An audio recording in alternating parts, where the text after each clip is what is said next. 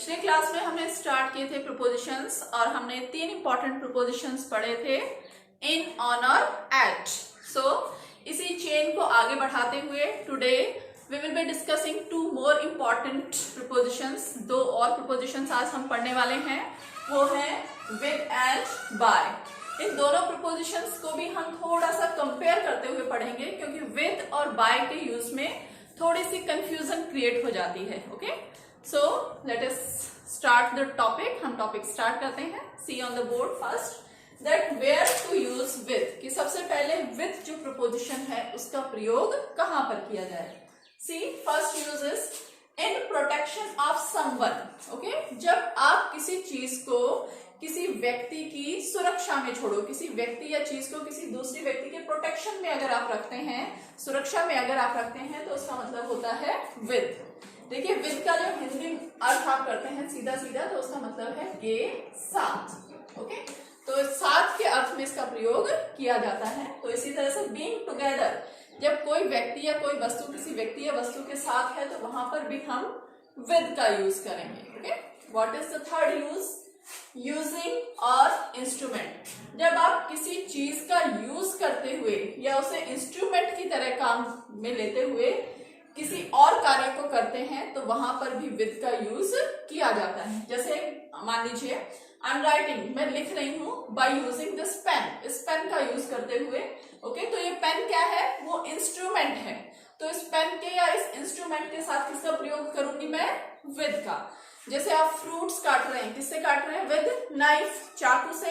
तो नाइफ क्या है, इंस्ट्रूमेंट है। जिस इंस्ट्रूमेंट को आप यूज कर रहे हैं उसके साथ में हम प्रयोग करेंगे विद का। Okay, now where to use by. अब बाय का प्रयोग कहां कहां पर करें। First of all beside, close to या नेक्स्ट टू।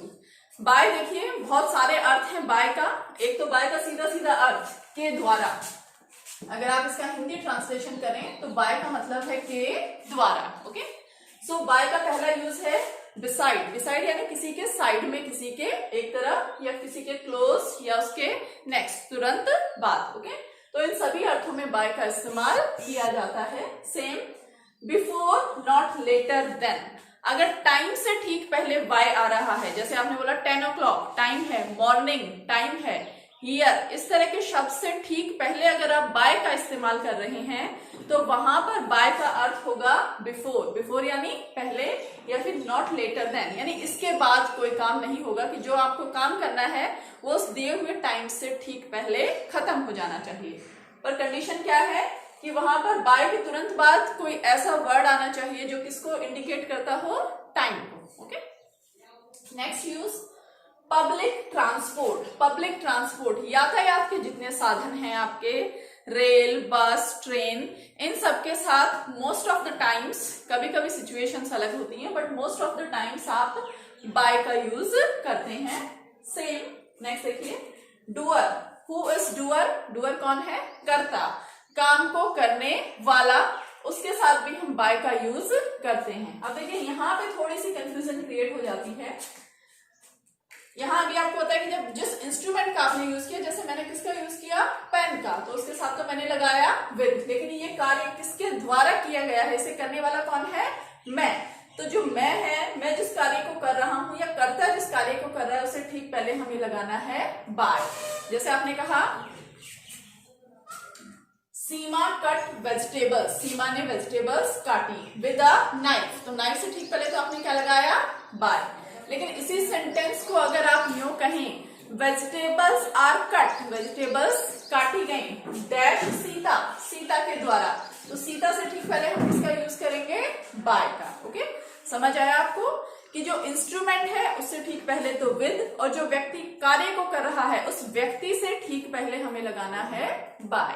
ओके, अगला टू आस्क और टेल टाइम। जब भी आप किसी से टाइम पूछें या किसी को टाइम बताएं, तो उस स्थिति में भी हम बाय का यूज करते हैं। जैसे आपसे क्या पूछा जाता है, what is the time dash your watch, कि what is the time by your watch, कि आपकी घड़ी से, आपकी घड़ी के अनुसार समय क्या है।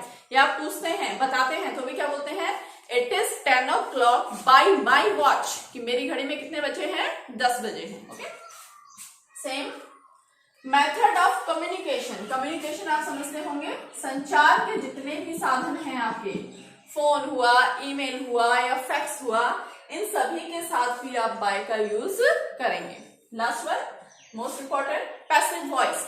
एक्टिव से जब आप पैसिव बनाते हैं, ओके, तब भी हम जो आपका ऑब्जेक्ट होता है उससे ठीक पहले किसका यूज करेंगे, बाय का। Okay, now let us explain this through some examples. मैं आपको कुछ एग्जांपल्स के थ्रू इसको एक्सप्लेन करती हूँ। देखिए first example, the child is dash the policeman. The child is, कि जो चाइल्ड है किसके पास है, पुलिसमैन के पास। कोई बच्चा हो सकता है खो गया हो और किसके पास है फिलहाल, वो पुलिसमैन के पास। इसका मतलब पुलिसमैन की किसमें है, वो कस्टडी में, उसकी सुरक्षा में, उसकी प्रोटेक्शन में। इसीलिए मैंने किसका यूज किया यहाँ पर, विद।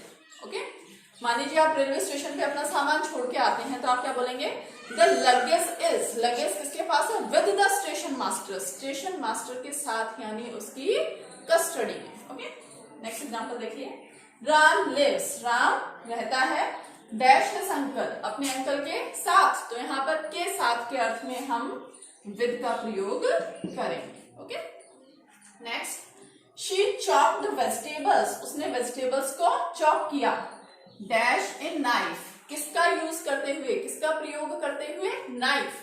तो नाइफ क्या है, इंस्ट्रूमेंट है। ओके, वो उपकरण है जिसका प्रयोग करते हुए उसने वेजिटेबल्स को काटा है, वो वस्तु है। तो इसीलिए इस वस्तु से ठीक पहले हमें लगाना है with. Okay, I wrote letter. मैंने लेटर लिखा, किससे, विद ए पेन। पेन के, पेन से। ओके, तो पेन से मैंने जो काम किया है, तो उस पेन से ठीक पहले भी मुझे क्या लगाना है, विद। ओके, तो ये विद के एग्जांपल्स थे। अब चलिए मूव करते हैं बाय की तरफ। Her house is dash the river. उसका जो घर है रिवर के अंदर तो हो नहीं सकता। ओके, हर हाउस इज कहां पर होगा, रिवर के पास होगा या रिवर के साइड में होगा। तो हम क्या कहेंगे, बाय द रिवर। रिवर के साइड में है या उसके पास है। Okay, Rahul has finished his work. Rahul ने अपना काम फिनिश कर दिया, डैश नून। यहां पर मैं क्या कहना चाह रही हूं कि राहुल ने अपना काम क्या कर दिया, नून से पहले पहले फिनिश कर दिया, वो उस काम को फिनिश कर चुका है। इसीलिए हम यहाँ पर यूज करेंगे बाय। अब देखिए बाय भी ठीक, बट टाइम आ रहा है। नून किसको इंडिकेट करता है, टाइम को। तो इस बाय का मतलब क्या होगा, बिफोर या पहले, कि उसने दोपहर से पहले पहले अपना कार्य खत्म कर दिया। Next, they go to school dash bus. अब यहाँ पर बस क्या है, एक पब्लिक ट्रांसपोर्ट है, एक यातायात का साधन है, सार्वजनिक। इसीलिए यहाँ पर भी हम बाय का इस्तेमाल करेंगे। Okay, next, the Ramayana is written dash Valmiki. कि रामायण किसने लिखी, वाल्मीकि ने। अब देखिए वाल्मीकि क्या है, रामायण को लिखने वाले हैं, डूअर हैं, उस कार्य को करने वाले हैं। इसीलिए हम यहाँ पर किसका यूज करेंगे, बाय का। ओके, अब मान लीजिए मैं कहूं वाल्मीकि ने लिखी डैश ए पेन। किससे लिखी, पेन से। तो उस पेन से पहले मैं क्या लगा दूंगी, विद। Okay, clear.